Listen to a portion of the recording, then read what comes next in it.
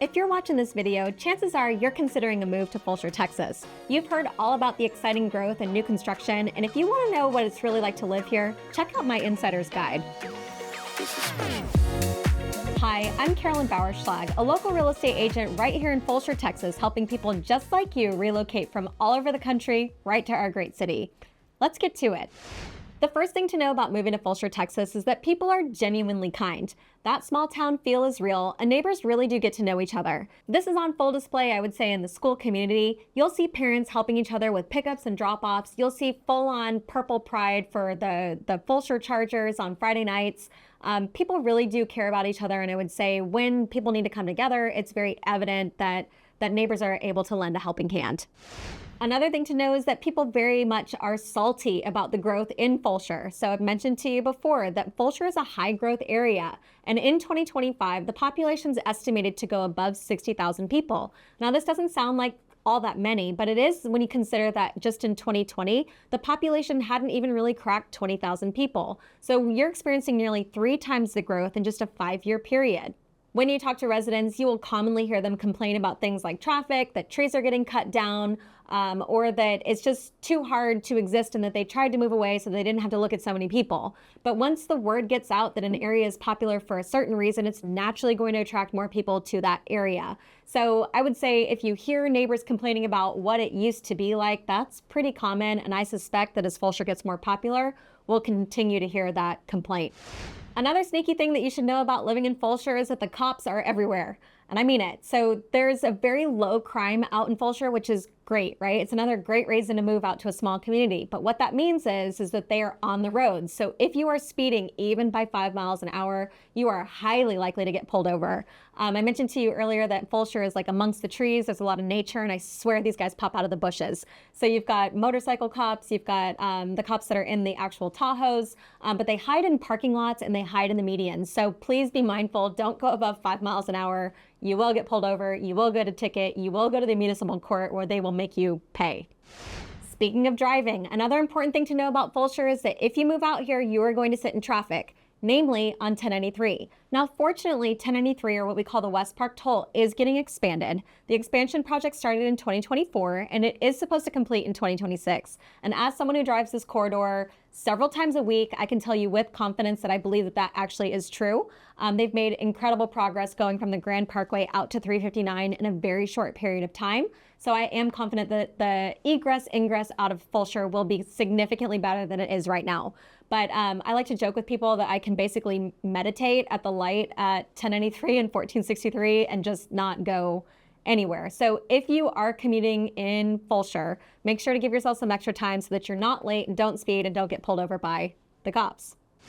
Speaking of roadways, another very important thing to know is that 1463, which is the thoroughfare that runs from 1093 to I-10, might permanently be under construction. So even though 1093 is experiencing some really positive growth and that construction project is progressing well, the exact opposite is true for 1463. So I have personally lost years off of my life due to stress trying to get somewhere on 1463.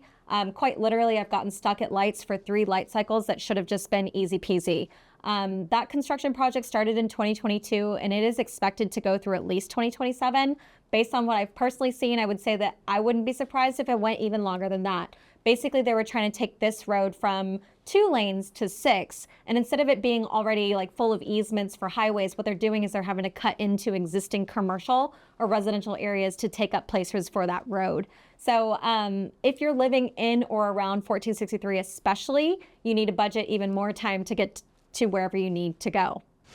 Now, what makes Fulshear great is that it's a small town, and what makes Fulshear somewhat challenging sometimes is that it's a small town. So if you are into local businesses and you love supporting local business, I do too. But it's important to know that these are family owned, and so they like to take a break. So if you're used to having access to a business at all times, let's say from 10 a.m. to 8 p.m., 7 days a week, I would say it's very common to see local businesses shut down on Sunday. And it's very common to see their hours not really extend past 6 o'clock, right? So this is very much not a corporate environment. These are people that live and operate in their particular area, and they are trying to get home to their families. So just make sure to account for that and be respectful, I would say, of the small town feel that people are still trying to maintain. Now, Fulshear is well known for its very attractive high school, which is Fulshear High School. And when you talk to residents in Fulshear, a lot of them are relocating not from like in-town Houston, but they're coming right over from Katy. And when you hear people talk, they'll say, hey, we really like that Fulshear High School or Lehman Junior High or Huggins Elementary seems to have more of a small town feel within the elementary school. And what they tend to mean by that is that it's not so academically rigorous at such a young age. Now, academic rigor is not off the table. All of these schools are A-rated, but what people will tell you is that it feels just a little bit more like kids can be kids. At the high school level, what you'll hear parents say is that if someone shows an interest in athletics or fine arts or whatever the case may be, they didn't have to be enrolled in it when they were 3 in order to have a shot at being on the team or being involved in whatever the activity is. And that is a relief, right? So what I've heard parents from Katy say is that Katy gives excellent attention to A+ performers and people who have special education needs, but people who are kind of in the median or middle of the road maybe kind of fall by the wayside. And what I've heard from parents that move from Katy to Fulshear say is that they really value that the schools take an interest in the students at any level, or at least they feel that way. The student-to-teacher ratio is supposed to be a little bit lower per classroom, but I would say in the last few years, that's kind of getting blown out of the water just because of how popular the area has become.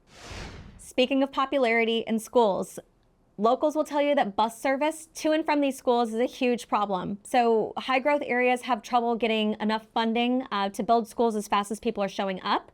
And that means that they have funding getting things like buses and then paying for bus drivers, right? So bus services are still available, but basically you have to apply or at least make your intentions known through the district with Lamar Consolidated. They have a form that says, I want bus service, because they're trying to allocate out like their finite resources, right? And so what this translates to is that buses don't just swing by and pick up kids. It's planned and it's regimented. And even still, you'll hear parents say that their child sat on a bus for an hour and a half or 2 hours after dismissal before they ever got home, right? That's really hard on a little person. So if you don't have the ability to pick up your child from school, you might want to strongly consider like a daycare or an after-school program being the people to come by and swing on, or like picking up your children so that they're not on a bus for an hour and a half to 2 hours in the Texas heat. Another really important thing to know about Fulshear is that the school district does need more help financially than what it has from the tax base. And what I mean by that is that the growth rate is so fast that the school districts cannot save up enough money fast enough to pay to build whole new schools with cash.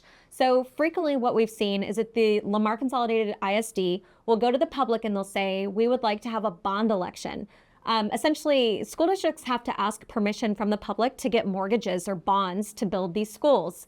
And you'll hear residents say things like, we don't want to pay extra taxes. We don't want to pay the debt on a bond. But really what the school district says is, we have enough money to make the monthly payments without raising your taxes, but we don't have enough money to build the whole school with cash. It's just exactly the same thing like someone who needs a mortgage instead of being able to buy a home with cash.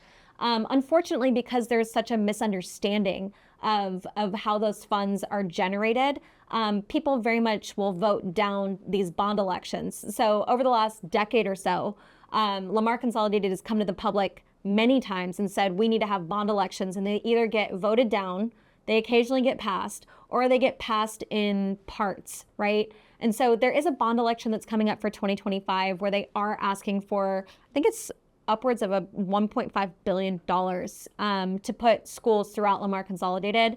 And my hope truly is that for the community in the surrounding area, that the public does say yes to that. Ultimately, growth is inevitable. It's not going to stop just because you don't want it, right? So I think it's important for residents to take note, to do the right thing and really let the city grow in a way that is the most reasonable. Everything you've read on the internet about how wonderful Fulshear is really is true. And hopefully this video here has been helpful to you to kind of see the insider's guide of what it's like to live here. If you want to know more about what it's like to plan and move to Fulshear, I would love to be your realtor. We put video content like this out every single week. So if you found value in what we chatted about today, make sure to click the link below and subscribe. See you soon.